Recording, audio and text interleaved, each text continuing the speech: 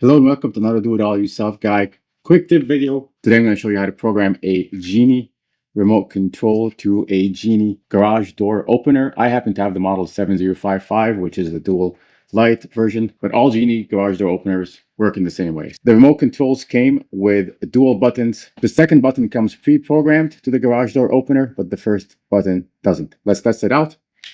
Here we go. First one does not work, but the second one does.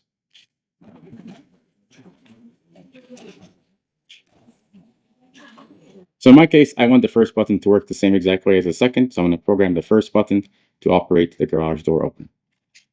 Okay, so to program the garage door remote control buttons, we start with the garage door opener itself. Right here below, here's the direction. This is where the garage door is at. So we'll hold this program set button for 2 seconds. Here we go. And then you'll see the long LED will flash purple just like that. And at this point, you're going to want to push on the button you want to program. I'm going to give it 2 pushes. 1 like that, 2 like that. And then the LEDs will turn blue and then green as you saw. And at this point, this button should be programmed. Let's test it out.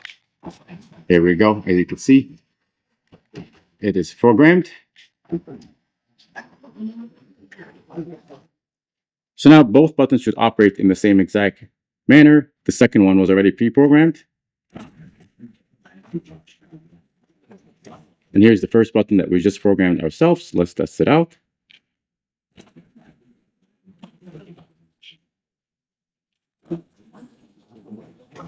Okay, so now both are working. And just for reference, this is how you get the Genie garage door opener to program additional remotes. It's by holding this press set button for 2 seconds, and then the long LED will start flashing purple as it learns the codes of the remote control that you're trying to program. Use the same exact way to get the garage door opener to learn codes of other remote controls. And that's it for this quick tip video. If you like this video, please give it a like, consider subscribing to my channel, and thanks for watching.